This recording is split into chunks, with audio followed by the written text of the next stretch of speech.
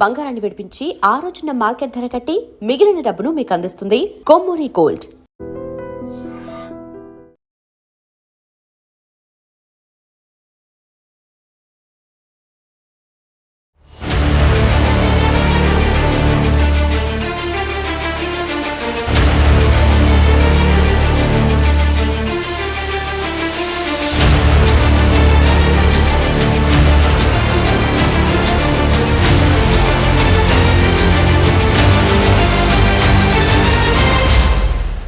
Hello viewers, welcome to I dream media. ఈ నెల 4వ తారీఖున సంచలనం సృష్టించినటువంటి స్పందన హత్య కేసులు. అసలు స్పందనని హత్య చేసింది ఎవరు? విజయనగరం జిల్లా రాజాం నియోజకవర్గం డోలపేటలో అతి సంచలనంగా మారినటువంటి స్పందన హత్య కేసు చిక్కుముడైతే మాత్రం పోలీసులు విప్పేశారు. ఇందులో ఒక సెన్సేషనల్ న్యూస్ ఏంటంటే, తన కడుపును పుట్టిన కుమారుడే తన్ని అతి కిరాతకంగా హత్య చేశాడు. దేనికోసమో తెలుసా? క్రమశిక్షణలో ఉండమని తల్లి చెప్పడమే నేరమైందేమో. అంటే మూవీస్ లో కూడా ఇలాంటి క్రైమ్ ట్విస్ట్లు ఉండవేమో, అంతకన్నా దారుణంగా అతి చిన్న వయసులో ఆ బాలుడు ఆలోచించి అంత దారుణంగా క్రైమ్ చేశాడు. అది కాకుండా తనకి జన్మనిచ్చిన తల్లిని హతమార్చాలనేసని తను చేసిన క్రైమ్ గాని సీన్స్ అంతా కూడా ప్లానింగ్ చూస్తే మీకు దిమ్మ తిరిగిపోద్ది. సో 10వ తరగతి పరీక్షలు రాసి 525 మార్కులు తెచ్చుకున్నాడు కుమారుడు. తల్లి మురిసిపోయింది. నాన్న మంచిగా చదువుకో, నీకు మంచి భవిష్యత్తు ఉంటుంది, వేరే వ్యవహారాల్లోనేమి తల దూర్చుకో అంటూ ఎప్పటికప్పుడు హెచ్చరించేది. సో ఆల్రెడీ అప్పటికే వేరే ప్రేమ వ్యవహారం, లవ్ లెటర్స్ ఇవన్నీ కాకుండా జపనీస్ యానిమేషన్ మూవీస్ కి అప్పటికే బాలుడు అడిక్ట్ అయిపోయాడు. ఎలా అయినా నేను ముంబై వెళ్ళి డాన్ గా మారాలి, నా పేరు ఒక సెన్సేషన్ క్రియేట్ చేయాలని ఆ మూవీస్ లో చూసినట్టుగానే తనలో తాను హీరోగా ఊహించుకోవడం మొదలు పెట్టాడు. సో ఎలా అయినా సరే నేను డాన్ గా మారాలి అంటే ఎవరినో ఒకరిని మర్డర్ చెయ్యాలి. మా అమ్మ నన్ను సతాయిస్తుంది, మంచి బుద్ధులు చెప్తుంది, ఇంటికి వెళ్ళాలంటే భయం వేస్తుంది అంటూ తన ఫ్రెండ్స్ తో కూడా ఇవే మాటలు చెప్పేవాడు. ఇంటికి వెళ్తే మా అమ్మ తినేస్తుందిరా బాబు, ఏం చెయ్యాలో తెలియదు, ఎలా ఒకలే వేసేయాలని. సో ఇతనికి తోడు ఇంకొక బాలుడు కూడా యాడ్ అయ్యాడు. ఇంటర్మీడియట్ పరీక్షలు రాసి సరిగ్గా మార్కులు రాకుండా ఆ పిల్లడి యొక్క తండ్రి కూడా తిడుతున్నా సరే తను కూడా ఆ మాటలు పెడచవని పెట్టేసి ఇద్దరికిద్దరు జోడై ఈ జపనీస్ యానిమేషన్ మూవీస్ అన్ని చూడడం, వెబ్ సిరీస్ అన్ని చూడడం, అంతేకాకుండా కొన్ని అసాంఘిక కార్యకలాపాల్లో కూడా ఇద్దరు కలిసి పాల్గొనడం, ఇవన్నీ కూడా శరమామూలు అయిపోయింది ఇద్దరు. అలా అలా కాలక్రమేపీనా వారి మనసులో క్రైమ్ అనే ఇంజెక్ట్ ని అలా చేసేసుకున్నారు. ఎలా అయినా సరే మనం ఒక హత్య చేసి ఇక్కడ నుండి ఊరు వదిలి ముంబై వెళ్ళిపోవాలి, ముంబైని ఏలాలి అనే టార్గెట్ పెట్టుకున్నారు. సో ఫస్ట్ టార్గెట్ మా అమ్మతోటే స్టార్ట్ చేద్దాం, ఎందుకంటే నేను వేరే అమ్మాయిని లవ్ చేస్తే మా అమ్మ నాకు అడ్డుపడుతుంది, చదువు చదువు అని ఊరిక సతాయించేస్తుంది, మా అమ్మని ఎలాగైనా అడ్డు తొలగించుకోవాలని బొబ్బిల్లో చుట్టాలింటికి పండగ కోసం వెళ్ళి వచ్చిన మా అమ్మ కంపల్సరిగా బాత్రూమ్ లో కాలు కడుక్కోవడానికి వస్తుంది. ఆ సమయంలో నువ్వు గట్టిగా పేగ పట్టుకొని నులిమేసి కిందన పడే, తర్వాత అంతా చూసుకుందాం అంటూ పకడ్బందీగా ప్లాన్ చేశాడు. సో అలానే ఆమె స్పందన రానే వచ్చింది ఇంటికి, బాత్రూమ్ కి కాలు కడుక్కోవడం కోసం వెళ్ళింది. అప్పటికే నక్కి ఉన్న స్పందన యొక్క కొడుకు ఫ్రెండ్ ఆల్రెడీ బాత్రూమ్ లో ఉండి ఒకేసారి స్పందన రాగానే గొడ్డ చుట్టేసి పీక పట్టుకొని కిందకి పడేసి గట్టిగా ఇద్దరు కలిపి పీక నొక్కేశారు. అప్పటికి కూడా చిన్న కదలికలు వస్తే అమ్మో మళ్ళీ బతికేస్తుందేమో, మన బండారం అంతా కూడా బయట పడిపోద్దేమో అని భయపడి లోపలున్న కత్తులు తీసుకొచ్చి మెడని కసా కసా కోసేస్తూ అతి కిరాతకంగా, అంటే నరరూప రాక్షసుడే ఇంకప్పటికప్పుడు ఆవహించాడేమో అనేటట్టుగా కుమారుడు, కుమారుడి యొక్క ఫ్రెండ్ ఇద్దరు కలిపి స్పందనాన్ని హత్య చేసి ఒక చీరలో చుట్టేసి అక్కడ ఉన్న చెరువులో పడేశారు. ఏమీ తెలియనట్లు ఇంట్లో ఉన్న బంగారం అదే విధంగా డబ్బుతో నెమ్మదిగా ఉడయించేశాడు. అప్పటికి స్పందన యొక్క తల్లి అదే విధంగా భర్త ఇంటికి వచ్చి చూసేసరికి స్పందన కనిపించలేదు. స్పందన కోసం చాలా చోట్ల వెతికారు. ఇదంతా అయిన తర్వాత పోలీస్ కంప్లైంట్ ఇచ్చారు. సో పోలీసులు రంగంలోకి దిగిన తర్వాత ఒకవేళ కుమారుణ్ణి కూడా ఎవరైనా హత్య చేస్తుంటారా లేదంటే కిడ్నాప్ చేశారేమో అని ఆ కుటుంబ సభ్యులంతా కూడా తీవ్ర ఆందోళన చెందారు. కానీ కసాయి కొడుకు చేతిలోనే కన్న తల్లి అంతమైపోతుందని మాత్రం ఎవరు ఊహించుకోలేదు.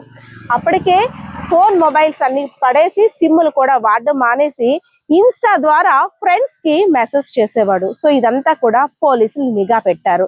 వెంటనే వాళ్ళిద్దరిని కూడా అదుపులోకి తీసుకొని అసలు విషయం అంతా కూడా రాబట్టారు.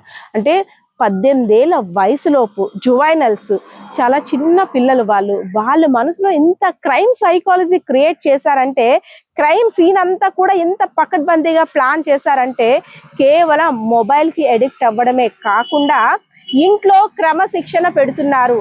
దాన్ని భరించలేక ఎలా అయినా అంతం చెయ్యాలని ఇంట్లో చెప్పే మంచి మాటలు రుచించక చేసిన పన్నాగం అది. నేను డిఎస్పి చీపురుపల్లి.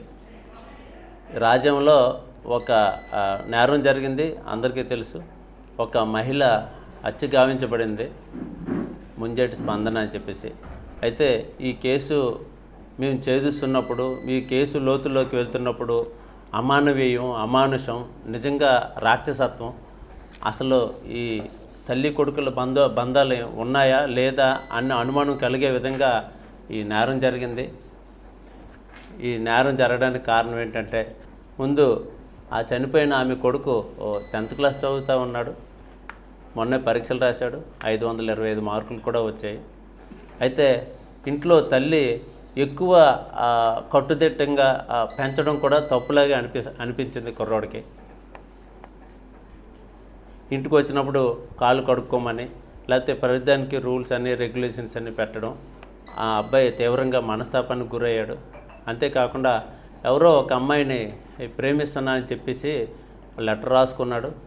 ఆ విషయం తల్లికి తెలిసిపోయి ఇంకా ఆ అబ్బాయి మీద మరింత ఆంక్షలు అన్నీ పెట్టడం వల్ల ఆ అబ్బాయి తీవ్రమైన మనస్తాపం చెంది, ఈవెన్ కొంతమంది ఫ్రెండ్స్ దగ్గర కూడా ఒరే మా అమ్మ చాలా టార్చర్ పెడుతుంది, దాన్ని ఎలాగైనా సరే మేము లేపియాలరా అని స్నేహితుల దగ్గర కూడా అని అవకాశం కోసం చూస్తూ ఉన్నాడు. అయితే అదేవిధంగా ఇంకొక అబ్బాయి ఉన్నాడు. ఆ అబ్బాయి ఇంటర్మీడియట్ చదువుతూ ఉన్నాడు. వాళ్ళ ఇంట్లో పరిస్థితులు బాగలేవు.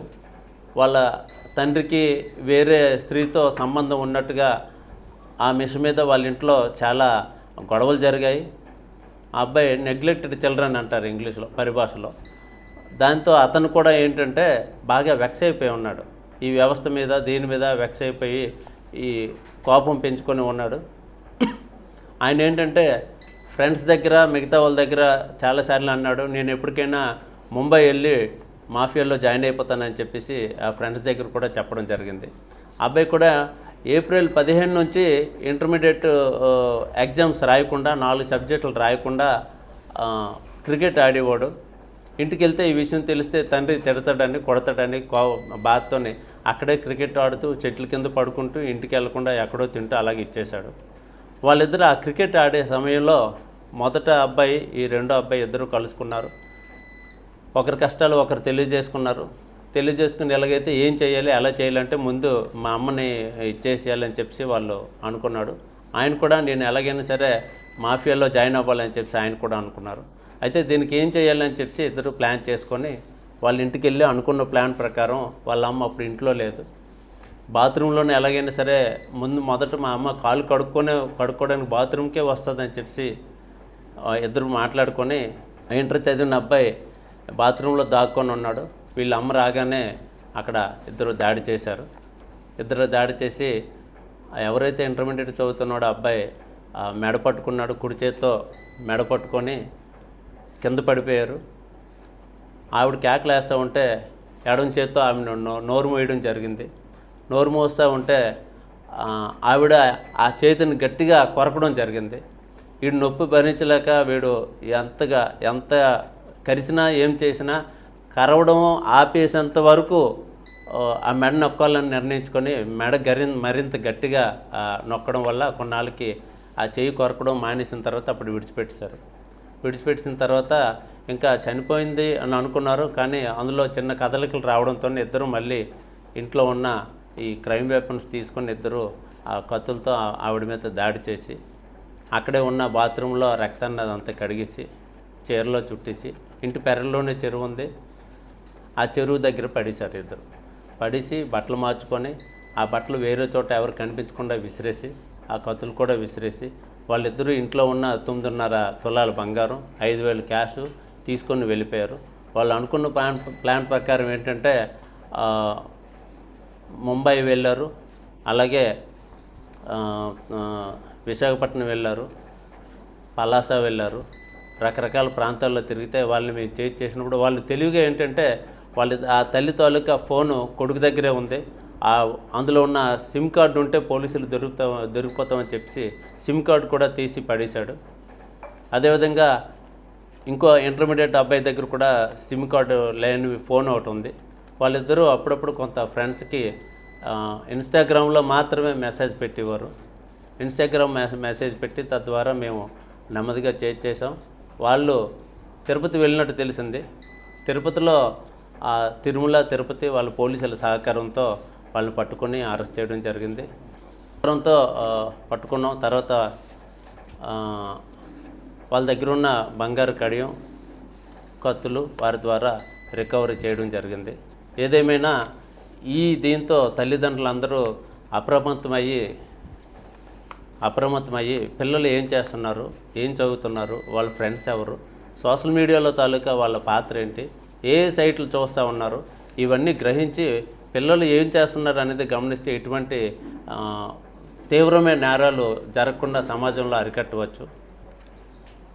వీళ్ళని ఇప్పుడు చిన్నపిల్లలు కాబట్టి వాళ్ళకి ఈ జువెనైల్ హోమ్కి ఇప్పుడు పంపించడం జరుగుతుంది. వాళ్ళకి విషయం అడిగి మహా అయితే 1 వీక్ అవుతుంది వాళ్ళకి, అంటే 1 ఇయర్ అవుతుంది. వాళ్ళు ఈ క్రికెట్ ఆడే క్రమంలోనే వాళ్ళు పరిచయం అయ్యారు అన్నట్టుగా తెలుస్తూ ఉంది. అంతే తప్ప మిగతా అలవాటు లేదు. మరి కొంతమంది ఆ మధ్య మన వాళ్ళే పేపర్లో రాశారు గంజాయి మొత్తాన్ని అదని ఇదని, అవన్నీ ప్రజల్ని తప్పు